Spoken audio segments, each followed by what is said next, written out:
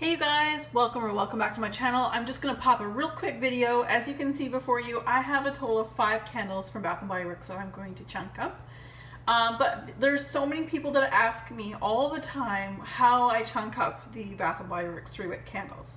So first of all, I've already done technically 2 steps. My biggest tip would be from me to you is if you have space in a deep freeze or a freezer above your fridge, or side by side, whatever, put your candle in there for like a couple weeks. Like the longer the better. The longer, at least in my experience, like these ones have been in my freezer. I just forgot about them for like a couple of weeks.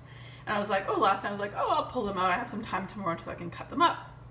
Okay, so the longer you put them in the freezer, the better, I think, because the glue pulls away from the, as you can see here, we'll talk about that. Well, the glue comes away from this part here, from the jar, a lot easier. Now, I did nothing but take them out of the freezer as if they were still in the jar. You can hear them rattling. I take the lid off and I just go like this. Quite literally flip it upside down, it all pops out. So it pops out. If you have little difficulties, I just leave it there for a little while and wiggle it out a little bit. But normally like all 5 of these had no problems, no issues whatsoever.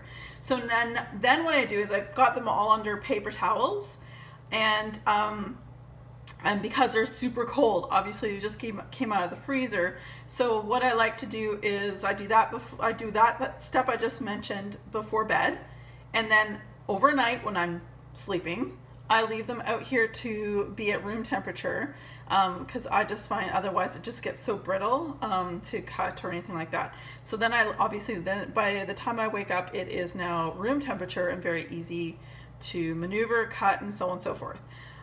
What I will say is that I just use a sharp knife, which I'll show you in a moment, to take out the wicks and so on. And then at the end, I've got my L3 Waxy Wonders large bakery bags, which I use to put each candle in, and I will take the sticker off of the actual candle and put it on the bakery bag, as I'm sure you've seen me do in the past. And Bob's your uncle. That's it. So what I'm just going to do is show you how I take the wicks out. After that, it's just a matter of, it's a little messy. Yes, of course it's a little messy, but it's just a matter of chunking it up after that. But really it's just getting the wicks out. So let's see here. So you can just sort of wiggle that out. You can sort of see. Very easy. For the most part, very, very easy. Comes right out. And sometimes the wax, when you start cutting it, because of it being frozen and then thawed out, you'll see that there'll be weak points or cracks. So when you start chopping, you'll see chunks coming out, but that's fine. It actually helps the situation out a lot. So that is all I do, you guys. Honestly, my biggest tip is just to leave it in the freezer. Be patient. Leave it in the freezer for as long as you can, and boom, there you go. This is a full candle, and you can see, I'm hoping you can see, there are some cracks and fissures and things like that, and that's because of when it contracted with the being frozen and then expanded when it warmed up to room temperature. And that's going to happen, but we're going to cut it up anyway.